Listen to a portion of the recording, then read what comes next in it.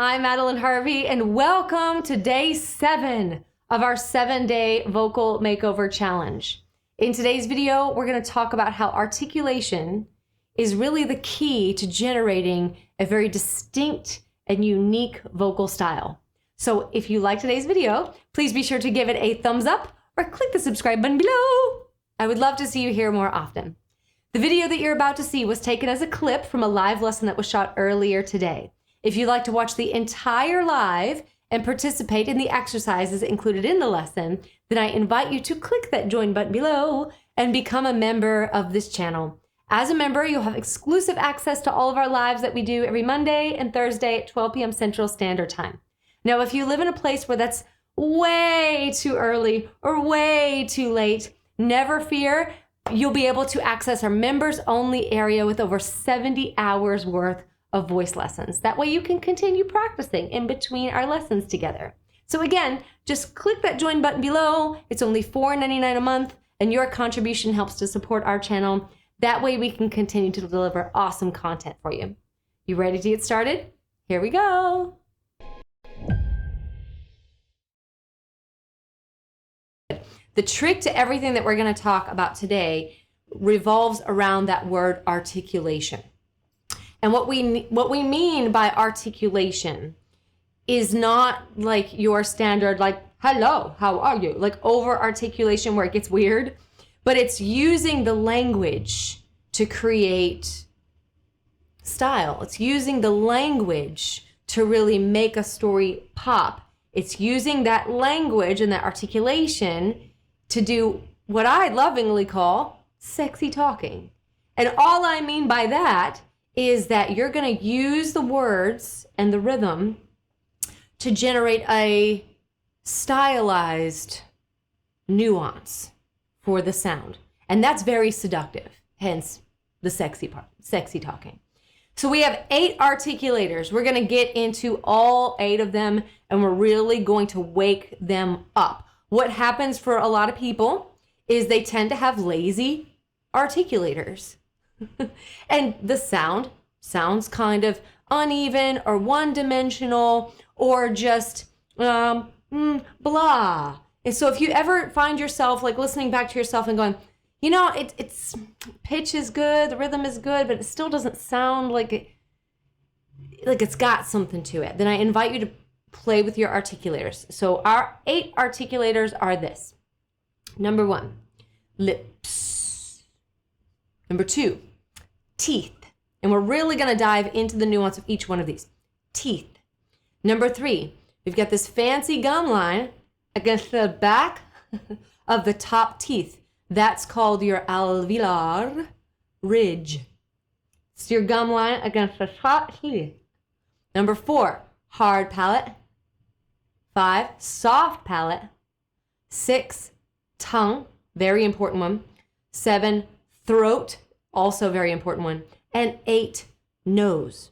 So one more time, lips, teeth, alveolar ridge, hard palate, soft palate, tongue, throat, and nose. So now that we know kind of what we're dealing with, I just want you to kind of get an idea of where you're going to be aiming today. We're going to break down language. Now we're going to pay very special attention to consonants specifically, because we talked about vowels and they're all well and good and they're very pretty, but they don't mean boo without the consonants. Most of the style is generated by how we handle the consonant. So we've got couple of different types of consonants. We've got plosives, which generate a lot of energy. And then we also have connective consonants, which will do the same, but they kind of work in a slightly different way. Each of the consonant is going to hit us somewhere in our articulator. So it's going to be a little strange, but we're going to get through this together. Once we've activated each articulator through using consonants, then we will look at a song and see how we can apply this directly to a song. We're going to take a look at how this artist has actually used consonants and articulation to really create a signature kind of style. So I'm really, really excited for this. Now, if you guys If you can, it might be helpful to take notes on today. Of course, you can always go back and look at this video as often as you need to, but this is the devil's in the details on this one. So we want to be able to kind of play between our consonants and our articulators. So if we say anything that's like, ooh, I want to remember that, write that down.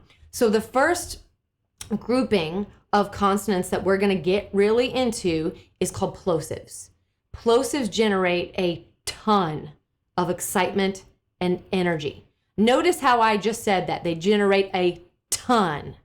T is a plosive. So I just noticed that and wanted to share that. So we've got two groupings of consonants. We've got one that's called voiced, in which case you will hear the voice appear in the consonant, and then we have one that's unvoiced. Now, we're going to take a look at the plosive, and then we'll notice how it actually hits a very specific articulator. The first one that we want to do is K. So it's like K. Go ahead and try that with me, like a K sound. K. K. Notice on the K, there's no voice to it. Where do you feel, what articulators do you feel are really isolating that build of pressure and then releasing it? That should be the tongue and the back of the throat. Now, its voiced equivalent would be the consonant G. So that's to say that K and G are the exact same position of the articulator. It's just one gets the voice and one doesn't. So try G with me. G, G, G. Good. Now, can you feel there's a little generation of that pressure, and then when you're ready to let it go, it's released on what sounds to be a vowel, right?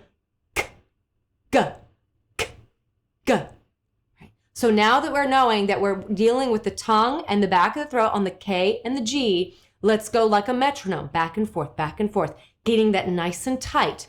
So it's just like a metronome. We're going to go K, G, K, G, K, G, K, G, K, G, K, G. Feel how that that contraction happens as a reflex because of that consonant. Feel that? Good. Very good. Our next one is going to be the lips. Now this is going to be P. Now usually we don't really go P. We usually say pow. We connect it straight to a consonant. But here, or sorry, a vowel. So here, we're just going to go for the consonant because that's unvoiced, isn't it?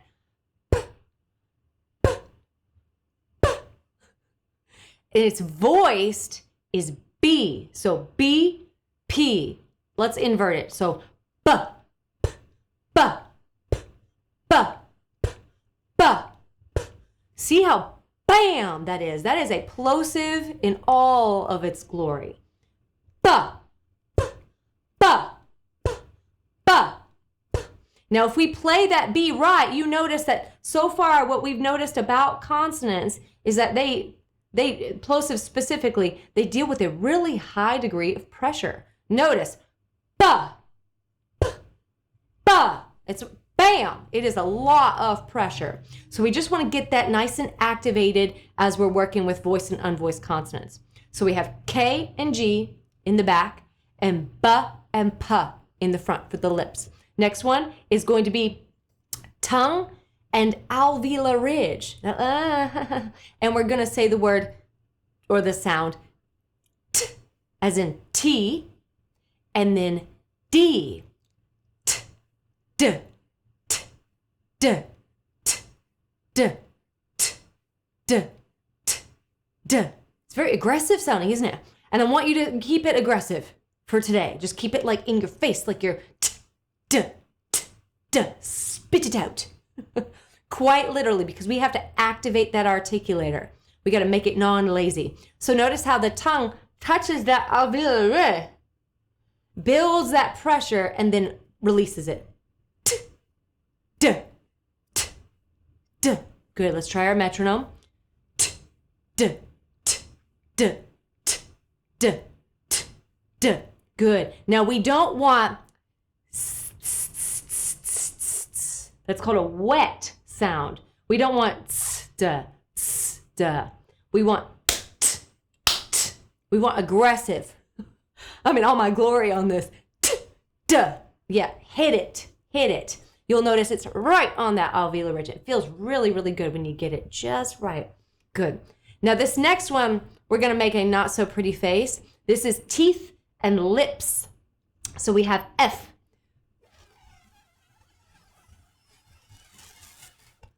Feel all that pressure behind that F sound. Yeah. Yeah, lots of pressure behind that native. Oh, sorry, guys, saw Stewie's comment. Lots of pressure behind that F sound. Now, lots of curse words, or at least one in particular begins with an F, and people have an excellent time articulating it because we don't stub our toe in the middle of the night and go, oh, it doesn't go to the vowel. It goes bang on the F. So be very pressurized, teeth and lips. Try that with me one more time. Now that's much deeper in the diaphragm. Good. Now its voiced component is going to be a V sound. Now F and V are really high pressured consonants. Really high pressured consonants, which means they're going to actually, you notice how they're trapping the sound in the mouth. Yeah, they trap the sound in the mouth, which actually pushes the pressure back into the body. So they're wonderful consonants for building a lot of strength and a lot of breath control, but they're very heavy hitters. So proceed with caution on them. So if we go,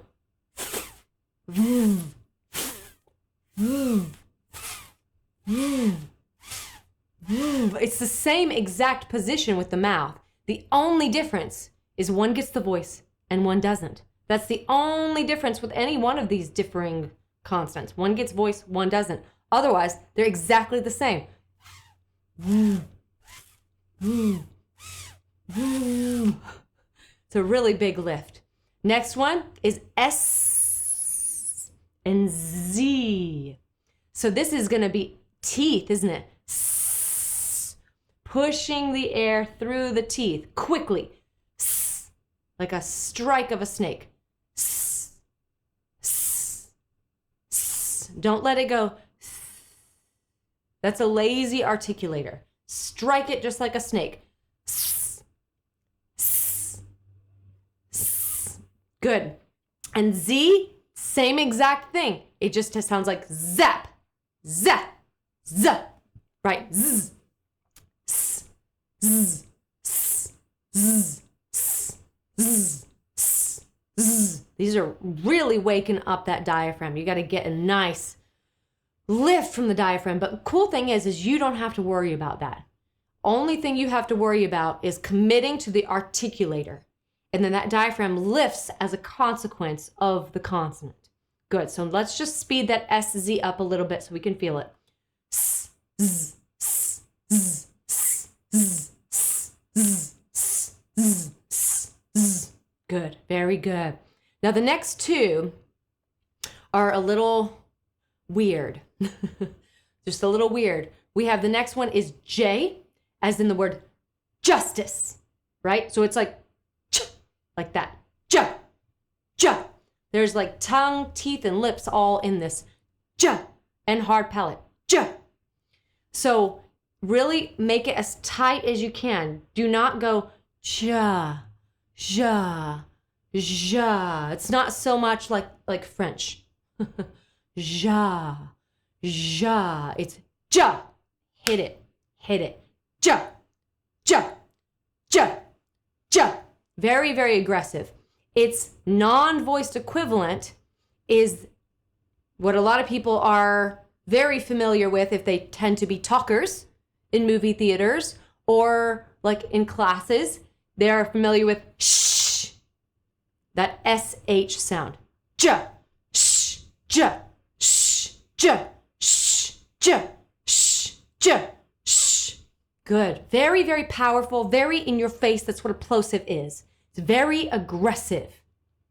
And we have to make it so over exaggerate it so that that articulation gets nice and tight. If we want to do style, we need nuance in the articulation. Our last one, and this is where it gets hard, and I'm sorry for it. It's like tongue and teeth. Teeth. Teeth. TH.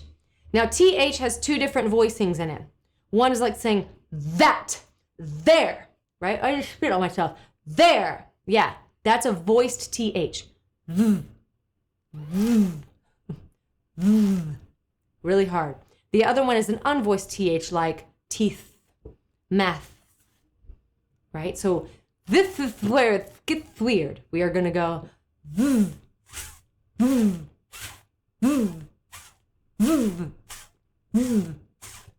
good. You're going to thank me for this later. And I want you to just keep in mind, these plosives are so amazing. So amazing. I just want you to keep in mind as you're practicing them, when you go and listen to your favorite artist, keep that ear wide open for these sorts of plosives because they are the key to the kingdom for vocal drama. The whole point of a plosive is to generate pow. It's to generate pressure. And we feel this. That generates a lot of pressure. But when we go to the vowel, it releases the pressure. And that generates a lot of drama. Drama in the voice. So now that we've introduced our 7 different voiced and unvoiced consonant groups, now we're going to put just a little bit of voice on it, like pitch. We're going to go from C4 to G4. Not many notes at all, but we're going to move chromatically. And we're going to do our ga, ga, ga, ga. And I want you to listen for this sort of back bend. And that is like a dramatic vibrato. So if I were doing like the word boo, like I'm a ghost, boo, I would go boo, boo, boo, boo. Can you hear that? Wah, wah, wah, wah, wah, wah, wah. That's just a consequence of me pushing off of that consonant. And you get this sort of back vibrato. It's really, really, really pretty and very, very dramatic. But this will give you tons of confidence and tons of style in those big dramatic moments when you're going for it. And we're going to see in the song that we look at later, we're going to see, yeah, she used the language to get her where she needed to go for that big dramatic moment. So we're going to start. We're going to do each one probably like 4 or 5 times. I want you to use your own discretion, but we've only got one consonant that has the voice. So